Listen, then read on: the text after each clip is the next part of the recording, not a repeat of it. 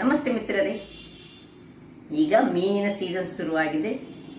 ಎಲ್ಲ ಮೀನಿನ ದೊಡ್ಡ ದೊಡ್ಡ ಬೋಟ್ಗಳೆಲ್ಲ ನೀರಿಗೆ ಇಳಿದಿದೆ. ತುಂಬ ಫ್ರೆಶ್ ಮೀನು ಬರ್ತದೆ.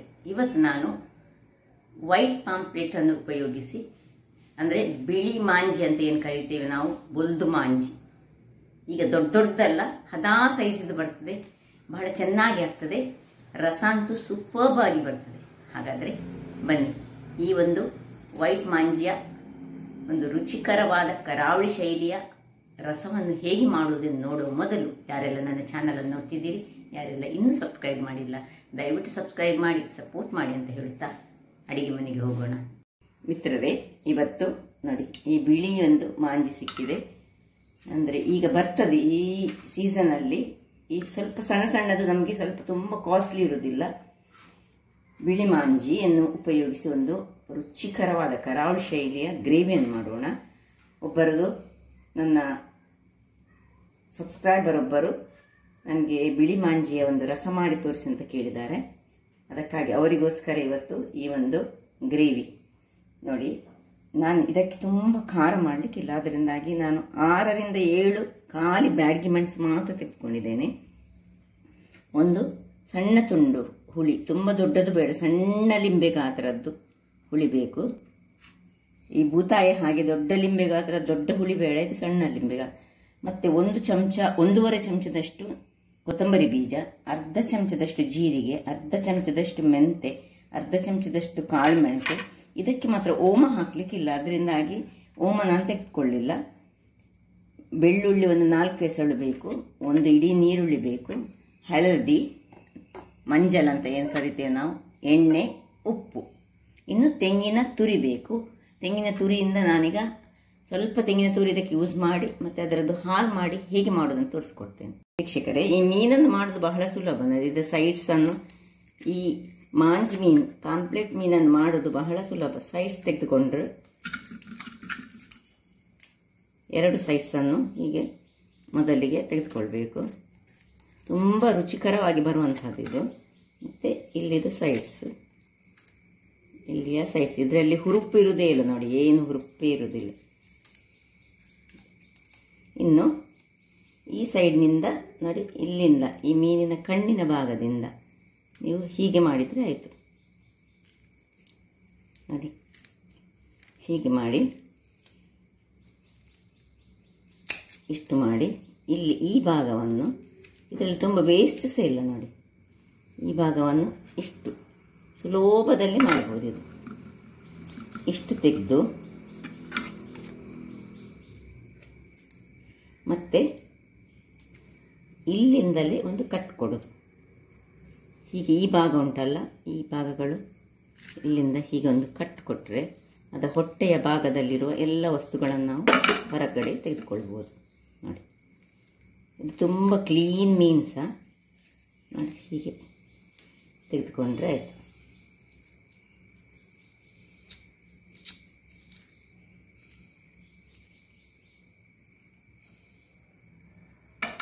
ಈ ಭಾಗ ಕಟ್ ಮಾಡಿಕೊಳ್ಳೋದು.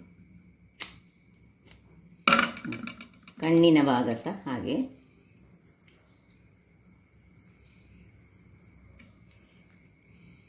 ಇಷ್ಟು ಕ್ಲೀನ್ ಮಾಡಿ ಇದರದ್ದು ಬಾಲ ಕಟ್ ಮಾಡಿ ಇಲ್ಲಿ ನೀರಿನಲ್ಲಿ ಹಾಕಿ ಚೆನ್ನಾಗಿ ತೊಳೆದುಕೊಳ್ಳು. ಹಾಗೆ ಎಲ್ಲ ಮೀನುಗಳನ್ನು ನೋಡಿ, ಇದು ಹೀಗೆ ಕಪ್ ಇರ್ತದೆ, ಈ ಕಪ್ಪನ್ನು ಕ್ಲೀನ್ ಮಾಡಿದರೆ ಆಯಿತು. ಬಹಳ ಕ್ಲೀನಾಗಿ. ಮತ್ತು ಇಲ್ಲಿ ಈ ಪೋರ್ಷನನ್ನು ನೋಡಿ, ಹೀಗೆ ಕೈಯಲ್ಲಿ ಎಳೆದು ತೆಗೆದ್ರೆ ಆಯಿತು. ಇದು ಇರಬಾರ್ದು. ಇಷ್ಟಾದರೆ ತುಂಬ ಕ್ಲೀನಾಗಿ ಬರ್ತದೆ. ಇನ್ನು ಚೆನ್ನಾಗಿ ಕ್ಲೀನ್ ಮಾಡುವಾಗಿದ್ರೆ ಒಳಗಿನ ಭಾಗ ಕಪ್ಪನ್ನೆಲ್ಲ ಚೆನ್ನಾಗಿ ಕ್ಲೀನ್ ಮಾಡ್ಕೊಳ್ಳೋಣ. ವೀಕ್ಷಕರೇ, ಇಲ್ಲಿ ನೋಡಿ, ಮೀನು ಕ್ಲೀನಾಗಿ ಬಂತು ನೋಡಿ. ಸೊ ನೋಡಿ, ಇಂಥ ಕಪ್ ಇದ್ದರೆ ಇದನ್ನು ಪುನಃ ಮೆಂಚೂರು ತೊಳೆದುಕೊಳ್ಬೇಕು. ಬೇಕಿದ್ರೆ ಈಗ ನಾವು ಸ್ವಲ್ಪ ಇದಕ್ಕೆ ಉಪ್ಪು ಮತ್ತು ಹಳದಿ ಹಾಕೊಂಡಿಡೋಣ. ಇದು ದೊಡ್ಡ ಮೀನಾದರೆ ಹೀಗೆ ಕಟ್ಟಿಂಗ್ಸ್ ಮಾಡ್ತಾರೆ. ಇದೀಗ ಸಣ್ಣ ಸಾಧಾರಣ ಹದಾ ಮೀನಾದಾಗ ನಾನು ಇದನ್ನು ಈಗ ಇಡೀ ಇಟ್ಕೊಳ್ತೇನೆ. ಸ್ವಲ್ಪ ಉಪ್ಪನ್ನು ಹಾಕ್ಕೊಂಡು ಮತ್ತು ಸ್ವಲ್ಪ ಹಳದಿ ಇಷ್ಟನ್ನು ಹಾಕಿ, ಇದು ಸ್ವಲ್ಪ ಚಪ್ಪೆ ಅಲ್ಲ ಮೀನು, ಅದು ತುಂಬ ಟೇಸ್ಟಿ ಮೀನು. ಅದಕ್ಕೆ ಸ್ವಲ್ಪ ಹಳದಿ ಮತ್ತು ಇದನ್ನು ಹಾಕ್ಕೊಂಡು, ಏನಿದು ವಾಸನೆ ಅಥವಾ ಏನಿಲ್ಲ ಇದಕ್ಕೆ, ಈ ಮೀನಿನ ವಾಸನೆ ಇಲ್ಲದಂತಹ ಮೀನಿದು. ಇದನ್ನು ಹೀಗೆ ಹಾಕ್ಕೊಂಡು ಮತ್ತೆ ಪುನಃ ಇದನ್ನು ಸ್ವಲ್ಪ ಕ್ಲೀನ್ ಮಾಡಿಕೊಳ್ಳಿಕ್ಕೆ ಉಂಟು. ಇಷ್ಟು ಹಾಕ್ಕೊಂಡು ಸೈಡಿಗೆ ಇಟ್ಕೊಳ್ಳೋಣ. ಇಲ್ಲಿ ಒಂದು ಬಾಣಲೆಯನ್ನು ಬಿಸಿಗಿಟ್ಟಿದ್ದೇನೆ. ಅದಕ್ಕೆ 1 ಚಮಚದಷ್ಟು ಎಣ್ಣೆಯನ್ನು ಹಾಕೊಳ್ಳೋಣ. ತುಂಬ ಬೇಡ, ಹದದಲ್ಲಿ ಎಣ್ಣೆ ಹಾಕ್ಕೊಂಡು ಸುರಿಗೆ ಈ ಮೆಣಸು, ಒಂದು 6 ರಿಂದ 7 ಮೆಣಸನ್ನು ಸ್ವಲ್ಪ ಹುರಿದುಕೊಳ್ಳೋಣ. ಸಣ್ಣ ಉರಿಯಲ್ಲಿ ಹುರಿಯೋಣ. ಚೂರು ಖಾರ ಒಂದು ಬೇಕಿದ್ರೆ, ಚೂರು ಹೆಚ್ಚು ಖಾರ ಬೇಕಿದ್ರೆ ಒಂದು ಹೆಚ್ಚು ಮೆಣಸು ಹಾಕ್ಕೊಳ್ಬೋದು. ಇನ್ನು 1.5 ಚಮಚದಷ್ಟು ಕೊತ್ತಂಬರಿ ಬೀಜ, ಅರ್ಧ ಚಮಚ ಜೀರಿಗೆ, ಅರ್ಧ ಚಮಚ ಮೆಂತೆ, ಅರ್ಧ ಚಮಚ ಕಾಳು ಮೆಣಸು, ಇಷ್ಟನ್ನು ಒಟ್ಟಿಗೆ ಹಾಕೊಳ್ತಿದ್ದೇನೆ.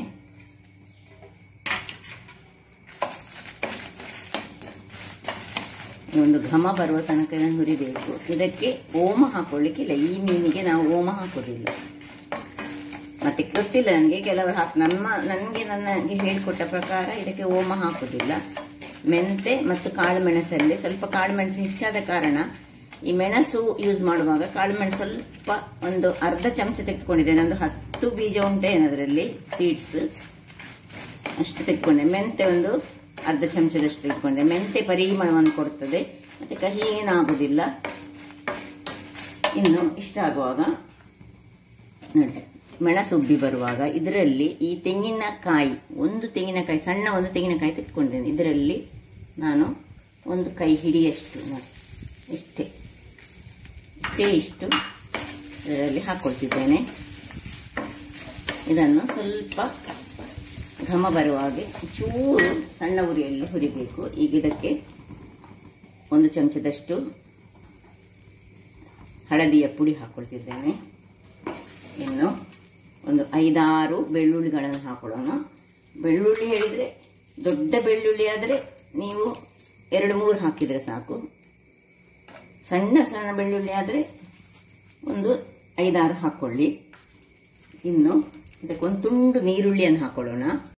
ನೋಡಿ, ಒಂದು ತುಂಡು ಹಿಡಿದೆ, ಅರ್ಧ ನೀರುಳ್ಳಿಯನ್ನು ನಾನು ಹೀಗೆ ಕಟ್ ಮಾಡಿಕೊಂಡು ಹಾಕೊಳ್ತಿದ್ದೇನೆ. ಮತ್ತೆ ಅರ್ಧ ಮತ್ತೆ ಬೇಕು ನಮಗೆ. ಇಷ್ಟಾಗುವಾಗ ಆಫ್ ಮಾಡ್ಕೊಳ್ತಿದ್ದೇನೆ, ಸಾಕು. ಇನ್ನು ಇದನ್ನು ಕೆಳಗಿಟ್ಟು ತಣ್ಣಗಾಗಲಿಕ್ಕೆ ಬಿಡೋಣ. ವೀಕ್ಷಕರೇ, ಇದೀಗ ಇಲ್ಲಿ ತಣ್ಣಗಾಗಲಿ. ನೀವು ಹೆಚ್ಚು 1 kg ಎಲ್ಲ ಮಾಡುವಾಗ ಸ್ವಲ್ಪ ಹೆಚ್ಚು ಪ್ರಮಾಣದಲ್ಲಿ ಈ ಮಸಾಲೆಯನ್ನು ಡಬಲ್ ಆಗಿ ಮಾಡಿಕೊಳ್ಳಿ. ನನ್ನದು ಇದು 300 ಗ್ರಾಮ್ಸ್ನಷ್ಟು ಮಾತ್ರ ಈ ಪಾಂಪ್ಲೆಟ್ ಇದ್ದದ್ದು.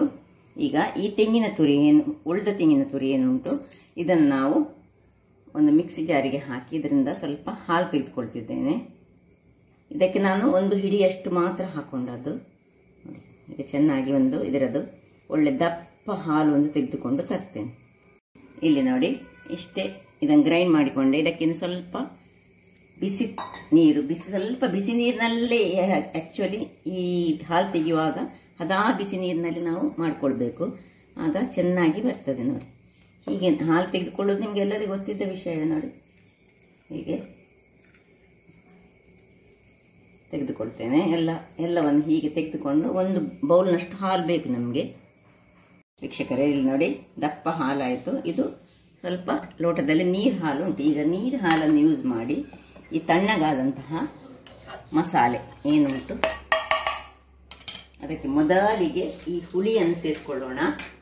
ನೋಡಿ, ಸಣ್ಣ ಹುಳಿ, ತುಂಬ ಹುಳಿ ಹಾಕ್ಲಿಕ್ಕೆ ಹೋಗಬೇಡಿ, ತುಂಬ ಹುಳಿ ಇದಕ್ಕೆ ಬೇಡ. ಈ ಬೂತಾಯಿ ಬಂಗುಡೆ ಹಾಗೆ ಹುಳಿ ಇದಕ್ಕೆ ಬೇಡ.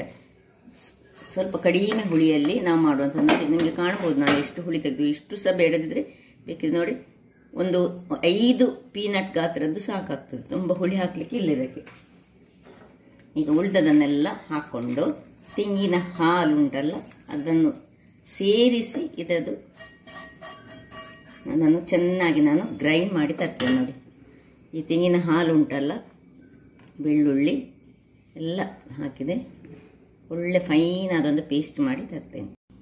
ವೀಕ್ಷಕರೇ, ಇಲ್ಲಿ ನೋಡಿ, ಒಳ್ಳೆ ಫೈನಾಗಿ ನಾನು ಮಸಾಲೆ ಮಾಡಿ ರೆಡಿ ಮಾಡಿ ತಂದೆ. ನೋಡಿ, 1 ಲೋಟ ನೀರಿನಲ್ಲಿ ಸಾಧಾರಣ 3/4 ಲೋಟ ಈ ತೆಳು ಹಾಲಿಟ್ಟು ಅದರಲ್ಲಿ ಇಷ್ಟು ಹಾಲು ಉಳಿದಿದೆ. ಇದನ್ನೇ ಯೂಸ್ ಮಾಡಿ ನಾನು ಇದನ್ನು ಗ್ರೈಂಡ್ ಮಾಡಿಕೊಂಡದ್ದು. ನೀವು ಗ್ರೈಂಡರಲ್ಲಿ, ವೆಟ್ ಗ್ರೈಂಡರಲ್ಲಿ ಸಹ ಮಾಡ್ಬೋದು, ಒಳ್ಳೆ ಆಗ್ತದೆ. ಅಥವಾ ಕೈಯಲ್ಲಿ ಕಡಿದ್ರೆ ಇನ್ನೂ ಸಹ ಸೂಪರ್ಬ್ ಆಗಿರ್ತದೆ. ನೋಡಿ, ಈ ರೀತಿಯಾಗಿ ಫೈನ್ ಆದ ಪೇಸ್ಟ್ ಆಗಬೇಕು ನಮಗೆ ಮಸಾಲೆ. ಇಲ್ಲಿಗ ನಾನು ಒಂದು ಮಣ್ಣಿನ ಪಾತ್ರೆಯನ್ನು ಬಿಸಿಗೆ ಇಟ್ಕೊಂಡಿದ್ದೇನೆ.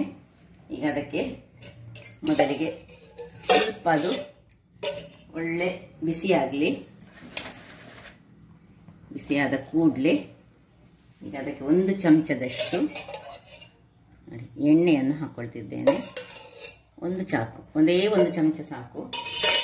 ಈಗ ಈ ಉಳಿದ ನೀರುಳ್ಳಿಯಲ್ಲಿ ಇಷ್ಟು ನೀರುಳ್ಳಿಯನ್ನು ಇದಕ್ಕೆ ಹಾಕ್ಕೊಳ್ತಿದ್ದೇನೆ. ಇನ್ನು ಕರಿಬೇವಿನ ಸೊಪ್ಪನ್ನು ಸ್ವಲ್ಪ ಚಾಪ್ ಮಾಡ್ಕೊಂಡು ಹಾಕೊಳ್ಳೋಣ. ಇದು ಆಪ್ಷನಲ್. ಇದು ಮಾಡಿದರೆ ಮಾತ್ರ ಬಹಳ ಪರಿಮಳ ಮತ್ತು ರುಚಿಯಾದ ಒಂದು ಗ್ರೇವಿ ರೆಡಿ ಆಗ್ತದೆ. ಕೆಲವರು ಕರಿಬೇವಿನ ಸೊಪ್ಪು ಯೂಸ್ ಮಾಡೋದಿಲ್ಲ ಹೇಳ್ತಾರೆ. ಅದು ಕರಿಬೇವಿನ ಸೊಪ್ಪು ಯೂಸ್ ಮಾಡಿದರೆ ದೇಹಕ್ಕೆ ಸಹ ಒಳ್ಳೆಯದು, ಅದರೊಟ್ಟಿಗೆ ಅದೊಂದು ಪರಿಮಳವನ್ನು ಸಹ ಕೊಡ್ತದೆ. ಇದೀಗ ಕಂದು ಕಲರ್ ಬರುವ ತನಕ ಇದನ್ನು ಹೀಗೆ ನಾವು ಹುರಿಬೇಕು. ಬ್ರೌನ್ ಕಲರ್ ಆಗಬೇಕು.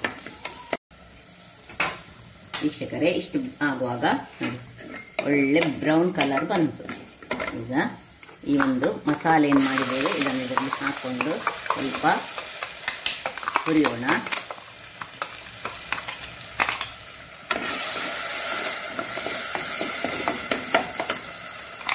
ಇದಕ್ಕೆ ಉಳಿದ ತೆಳು ಹಾಲಿನ ನೀರಿದ್ರೆ ಇದನ್ನು ನೋಡಿ ಇದಕ್ಕೆ ಸೇರಿಸ್ಕೊಂಡು ಇದನ್ನು ಮಿಕ್ಸಿಯನ್ನು ಸಹ ಕ್ಲೀನ್ ಮಾಡಿಕೊಂಡು ಇದಕ್ಕೆ ಪುನಃ ಹಾಕ್ಕೊಳ್ತಿದ್ದೇನೆ.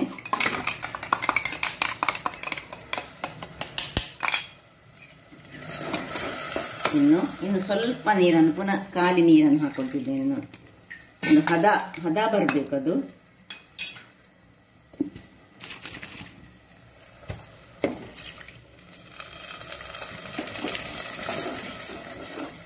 ನಾನೀಗ ಮಸಾಲೆ ಸ್ವಲ್ಪ ಒಂದು 300 ಗ್ರಾಮ್ಸ್ನಷ್ಟು ನನಗೆ ಕಾಂಕ್ರೀಟ್ ಮೀನು ಇದ್ದ ಕಾರಣ ನಾನಿಷ್ಟೇ ಮಸಾಲೆ ಮಾಡಿದ್ದೇನೆ. ನೀವು ಅದರ ಡಬಲ್ನಲ್ಲಿ ಮಾಡಿದರೆ ಬಹಳ ಒಳ್ಳೆಯದು. ನೋಡಿ, ಕಲರ್ ನೋಡಿ ಅಂತ ಹೀಗೆ ಬಂತು. ನೋಡಿ, ಮಸಾಲೆ ಕಲರ್ ಹೀಗೆ ಬರಬೇಕು. ತುಂಬ ಕೆಂಪು ಸಹ ಆಗಬಾರ್ದು, ತುಂಬ ಲೈಟ್ ಸಹ ಆಗಬಾರ್ದು. ಹದಾ ಒಂದು ಮಸಾಲೆ ಇದಕ್ಕೆ ಬೇಕು. ಮಾನಿ ಮೀನು ಬಹಳ ರುಚಿಕರವಾದುದು. ಈಗ ಇದಕ್ಕೆ ಉಪ್ಪನ್ನು ಹಾಕೊಳ್ಳೋಣ ನಾವು. ನೋಡಿ, ಇಷ್ಟು ನೀರಿನ ಹದ ಇಷ್ಟು ಮಾಡಿಕೊಂಡೆ ನಾನು. ತುಂಬ ತೆಳು ಮಾಡ್ಕೊಳ್ಬೇಡಿ, ಯಾಕೆ ನಮಗೆ ಹಾಲು ಹಾಕಲಿಕ್ಕೆ ಉಂಟು. ಆದ್ದರಿಂದಾಗಿ ನಾವು ಹಾಲು ಸಹ ಹಾಗೆ ತುಂಬ ಹಾಲು ಹಾಕೊಳ್ಳಿಕ್ಕೆ ಇಲ್ಲ. ಇದಕ್ಕೀಗ ಉಪ್ಪನ್ನು ಹಾಕೊಳ್ತಿದ್ದೇನೆ. ರುಚಿಗೆ ತಕ್ಕಷ್ಟು ಉಪ್ಪು ಹಾಕ್ಕೊಂಡು ಸ್ವಲ್ಪ ಹೊತ್ತು ನಾವು ಈಗ ಇದನ್ನು ಮುಚ್ಚಳವನ್ನು ಮುಚ್ಚಿಕೊಂಡು ಒಂದು ಕುದಿ ಬಿಡಲಿಕ್ಕೆ ಬಿಡೋಣ. ವೀಕ್ಷಕರೇ, ಇಲ್ಲಿ ನೋಡಿ, ಒಂದು ಕುದಿ ಬಂತು. ಈಗ ಉಳಿದಿರುವಂತಹ ನೀರುಳ್ಳಿಯನ್ನು ನಾನು ಇದಕ್ಕೆ ಹಾಕೊಳ್ತಿದ್ದೇನೆ.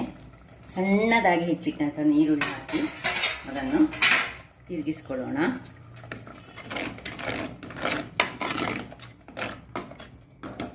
ತಿರುಗಿಸಿಕೊಂಡು ಏನು ಹಾಲನ್ನು ರೆಡಿ ಮಾಡಿದ್ದೇವೆ ನೋಡಿ, ಈ ಹಾಲನ್ನು ಇದಕ್ಕೆ ಹಾಕೊಳ್ತಿದ್ದೇನೆ ನಾನು.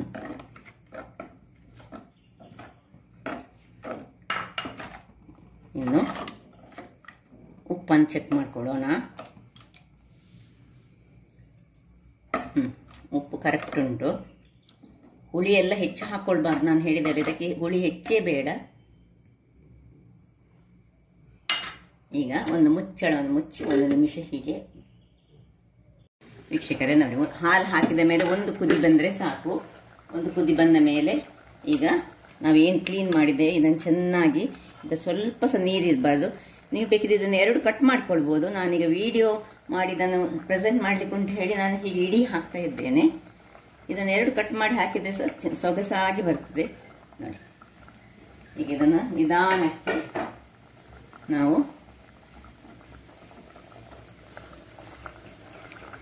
ತುಂಬ ಹೊತ್ತು ಬೇಯಲಿಕ್ಕೆ ಸಹ ಇಲ್ಲ. ಇದು ಸಣ್ಣದಾದ್ರಿಂದ, ಇದು ದೊಡ್ಡದಾದ್ರಿಂದ ಸ್ವಲ್ಪ ದೊಡ್ಡದುಂಟು. ಹಾಗಾಗಿ ನಾನು ಅಂದರೆ ಕಟ್ ಮಾಡಿದರೆ ಒಂದು 2 ನಿಮಿಷದಲ್ಲಿ ಇದನ್ನು ಆಫ್ ಮಾಡ್ಕೊಳ್ಬೇಕು. ಇದೀಗ ಸ್ವಲ್ಪ ನಾನು ಇಡೀ ಮೀನನ್ನು ಹಾಕಿದ್ರಿಂದಾಗಿ 1 ನಿಮಿಷ ಇದನ್ನು ಒಂದೇ 1 ನಿಮಿಷ ಹೀಗೆ ಮುಚ್ಚಿಕೊಂಡು ಬೇಯಿಸ್ಕೊಳ್ತೇನೆ. ವೀಕ್ಷಕರೇ, 1 ನಿಮಿಷದ ಬಳಿಕ ನೋಡಿ ಕುದ್ದಿದಾಯಿತು. ಆಯ್ತು. ಈಗ ಈ ಹೊತ್ತಿನಲ್ಲಿ ಇದನ್ನು ಉರಿ ಸಣ್ಣದು ಮಾಡಿ ಒಮ್ಮೆ ಎಲ್ಲ ಚೆಕ್ ಮಾಡ್ಕೊಳ್ಳೋಣ. ಉಪ್ಪು ಕರೆಕ್ಟ್ ಉಂಟ ನೋಡ್ಕೊಳ್ಳೋಣ. ಉಪ್ಪೆಲ್ಲ ಕರೆಕ್ಟ್ ಉಂಟು, ಸಾಕು. ಇಷ್ಟ ಆದಮೇಲೆ ಇದನ್ನು ಆಫ್ ಮಾಡ್ಕೊಂಡು ನೋಡಿ. ಸ್ವಲ್ಪ ಈ ಒಂದು ಮೀನಿನ ರಸವನ್ನು ತುಂಬ ಸ್ವಲ್ಪ ದಪ್ಪವೇ ಇಟ್ಟುಕೊಳ್ಬೇಕು. ನೋಡಿ ಹೇಗೆ ಬಂತು ನೋಡಿ. ಇನ್ನೀಗ ಸರ್ವಿಂಗ್ ಟೈಮ್. ವೀಕ್ಷಕರೇ ಇಲ್ಲಿ ನೋಡಿ ಹೇಗೆ ಉಂಟು ನೋಡಿ, ಮೀನು ಹೇಗೆ ಬಂದಿದೆ ನೋಡಿ, ಎಷ್ಟು ಚೆನ್ನಾಗಿ ಕಾಣ್ತಾ ಉಂಟು, ಅಷ್ಟೇ ರುಚಿಯಾಗಿ ಸಹ ಬರ್ತದೆ. ನಾನು